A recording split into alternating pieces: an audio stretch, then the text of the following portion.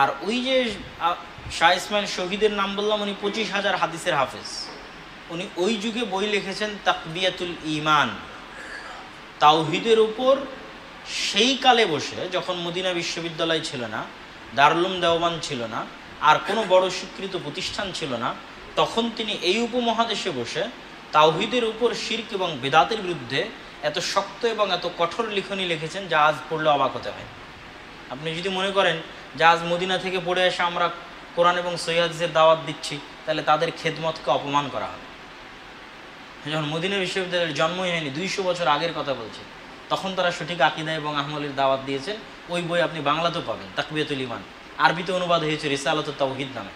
তো এই সংক্ষিপ্ত ইতিহাস বলার মধ্যে আরেকটা ট্র্যাজেডি আছে, সেটা যে বাদশাহ আকবরের দ্বীন-এ ইলাহি আর আলাউদ্দিন হোসেন শাহের শ্রী চৈতন্যের মতবাদে প্রভাবিত হওয়া। বাদশাহ আকবর হচ্ছে দিল্লির শাসক, আলাউদ্দিন হোসেন শাহ বাংলার শাসক। ব্রিটিশরা আসার আগে ভারত, পাকিস্তান, বাংলাদেশের 5 ভাগের 1 ভাগ সম্পত্তি মসজিদ মাদ্রাসার নামে ওয়াকফ ছিল।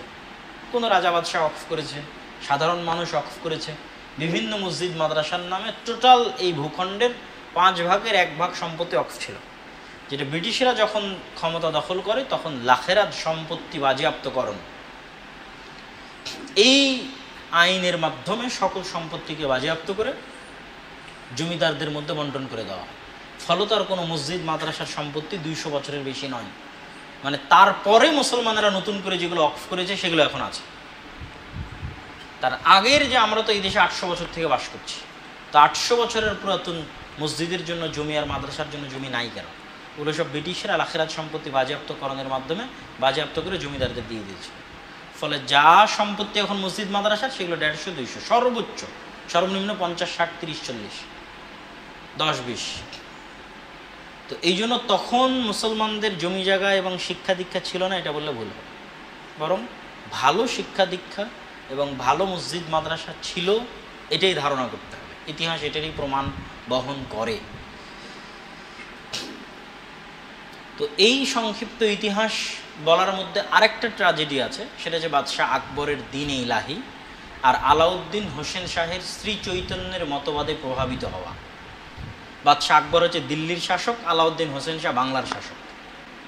তো বাদশাহ আকবর দ্বীন-এ ইলাহি মানে সেকুলার মুসলিম, হিন্দু এবং মুসলিমের কালচারাল মিক্সিং। হিন্দু এবং মুসলমানরা কালচারালি একজন আরেকজনের সাথে মিক্স হবে, এটা রাজকীয়ভাবে পৃষ্ঠপোষকতা করা হয়েছে। ফলত মুসলমানদের ইমান, আকিদা, আমল, বিবাহ, শাদী, সামাজিক রীতি নীতি, কৃষ্টি কালচার সব ধ্বংস হয়ে গেছে। মানে হুবহু হিন্দুদের মতো হয়ে গেছে।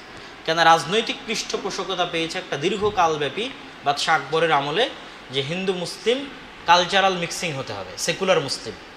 ঠিক আলাউদ্দিন হোসেন শাহের আমলে এই বাংলায় শ্রী চৈতন্যের মতবাদে প্রভাবিত হয়ে তিনিও চাইতেন হিন্দু মুসলিম কালচারাল মিক্সিং, যেটার প্রভাবে এ অঞ্চলেরও মানুষের আকিদা আমল, যা তাওহীদের উপর প্রতিষ্ঠিত ছিল, এ অঞ্চলের মানুষের আকিদা এবং আমল যে তাওহীদের উপর প্রতিষ্ঠিত ছিল, তার একটা নিদর্শন বলি। এটা আমার আগে মাথায় আসেনি, কিন্তু কিছুদিন আগে আমাদের মদিনা ইসলামী বিশ্ববিদ্যালয়ের একজন শিক্ষক শেখ মনসুর আল খালাফ, উনি দীর্ঘ 1 মাসব্যাপী জামিয়া সালাফিয়া ডাঙ্গিপাড়া পবা রাজশাহীতে দার্স দিয়েছেন। তো ওনাকে নিয়ে আমি সব পুরাতন মসজিদগুলো দেখাচ্ছিলাম। তো বিশেষ করে ছোট সোনা মসজিদ, কুসুম্বা মসজিদ, তো এই মসজিদগুলোর সাথে লাগানো ওই সমস্ত রাজা বাদশাদের কবর নাই, বা মসজিদের মধ্যে নাই, বা মসজিদের সামনে নাই, এই জিনিসটাকে উনি পয়েন্ট হিসেবে ধরেছে যে তৎকালীন মুসলমানেরা কবর পূজারী ছিলেন না। কবর পূজারী থাকলে মসজিদের মধ্যে কবর দিতেন, অথবা মসজিদের সামনে কবর দিতেন, অথবা কবরকে কেন্দ্র করে মসজিদ তৈরি করতেন। বরং কোথাও যদি কবর দেখা যায়, তাহলে সেটা মসজিদকে কেন্দ্র করে পরবর্তীরা কবর দিয়েছে। কিন্তু তখনকার মুসলমানেরা কবর পূজারী ছিল না। তো এই যে মুসলমানেরা যে আকিদা, সঠিক আকিদা এবং তাওহীদের উপর প্রতিষ্ঠিত ছিল, সেটার বিকৃতিটা হয়েছে এই 2 রাজনৈতিক ট্র্যাজেডি বা পৃষ্ঠপোষকতার কারণে, হিন্দু মুসলিম কালচারাল মিক্সিংয়ের কারণে, রাষ্ট্রীয়ভাবে সেকুলারিজমের চর্চার কারণে। এখান থেকে আস্তে আস্তে কি হলো, মুঘলদের শাসন আমলে যখন বাংলা মুঘলদের অধীনস্থ, তখন 1757 সালের 23শে জুন, যা আমরা সবাই জানি, যে পলাশীর আম্রকাননে বাংলার স্বাধীনতার সূর্য অস্তমিত হয় এবং কালের পরিক্রমায় পুরো ভারতের স্বাধীনতার সূর্য অস্তমিত হয়। আর পুরো ভারতের স্বাধীনতার সূর্য অস্তমিত হতে ফাইনাল ঘোষণা আসতে 100 বছর লাগে। 1757 23শে জুন থেকে 100 বছর লাগে ফাইনাল স্বাধীনতা টোটালি মানে নাই স্বাধীনতা এটার ঘোষণা আসতে। 1857তে যখন সর্বভারতীয় বিপ্লব বা সিপাহী বিদ্রোহ হয়, তখন নামকা অস্তে হলেও মুঘল সম্রাট বাহাদুর শাহ জাফর এই বিদ্রোহে নেতৃত্ব দিয়েছিলেন। ব্রিটিশরা এই বিদ্রোহটা দমন করতে সফল হয়। দমন করতে সফল হওয়ার ফলে বাহাদুর শাহ জাফরকে নির্বাসনে পাঠিয়ে দেয় মায়ানমারের রেঙ্গুনে, যেখানে এখনও তার কবর আছে। এইটার মাধ্যমে ভারত উপমহাদেশে একদম আইনগত ঘোষণা দিয়ে মুসলমানদের শাসনের সমাপ্তি হয়ে যায়। তাহলে 1757তে ইস্ট ইন্ডিয়া কোম্পানির মাধ্যমে শুরু, 1857তে টোটালি সমাপ্তি।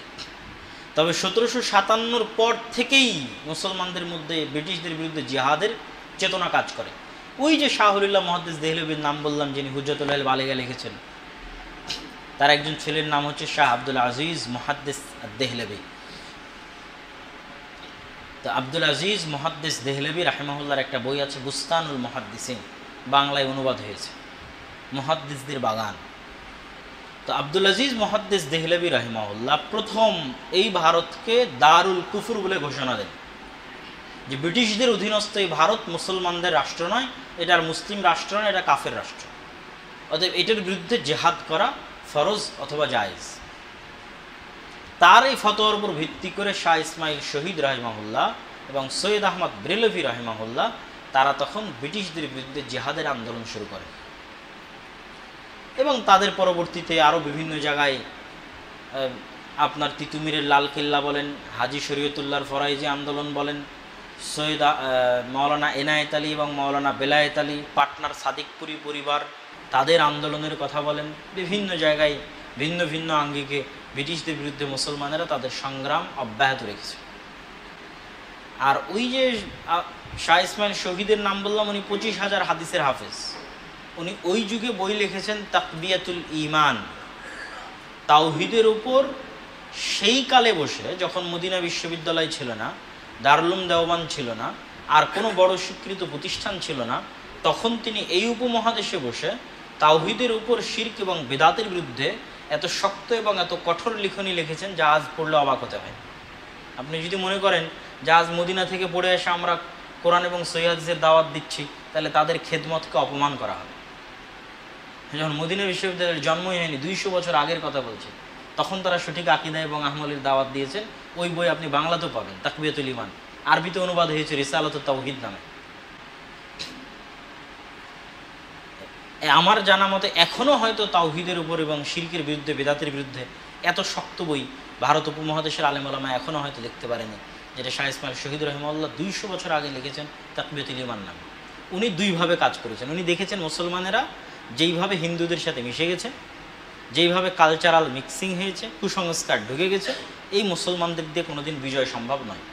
এদের আকীদা এবং আমল পরিষ্কার করতে হবে, অথবা আগে দাওয়াত দিতে হবে। ব্যাপকভাবে উনি দাওয়াতি কাজ করেছেন এবং ওনাদের দাওয়াতি কাফেলা পদ্মা নদী হয়ে, কেননা আমরা জানি যে এই পদ্মা নদী ভারতেও আছে গঙ্গা নামে, এই পদ্মা নদী বানারসে আছে, এই পদ্মা নদী পাটনায় আছে, উত্তরপ্রদেশের বানারস, বিহারের পাটনা, তারপরে আমাদের বাংলায় চাঁপাইনবাবগঞ্জ দিয়ে প্রবেশ করেছে, একটাই নদী। তারপরে যখন পদ্মা ব্রিজ এখানে, তখন সেখানে যমুনাও মিলিত হয়েছে এই নদীর সাথে। তারপরে এইটা গিয়ে মেঘনার সাথে মিলিত হয়েছে, তখন নাম মেঘনা। তার আগ পর্যন্ত নাম পদ্মা। যমুনা মিলিত হওয়ার পরও নদীর নাম পদ্মা। আর যখন যমুনা মিলিত হয়নি, তখনও বাংলার সীমান্তে নাম পদ্মা, আর বাংলার সীমান্তের আগে এটিরই নাম গঙ্গা। তো এই নদী ধরে যখন তারা সফরে গেছেন,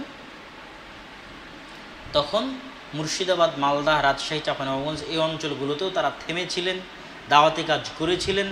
এই মর্মে ইতিহাস সে প্রমাণ আছে। তার কারণেই এই অঞ্চলগুলোতে আহলুল হাদিসদের সংখ্যা সেই কাল থেকে বেশি। আহলুল হাদিসদের মসজিদ মাদ্রাসার সংখ্যা এই অঞ্চলে সেই কাল থেকে এই কারণে বেশি। এটা আমি লিখিনি, এটা মাওলানা সানাউল্লাহ অমৃতসরী তার আখবারে আহলে হাদিসের মধ্যে নিজে লিখে গেছে।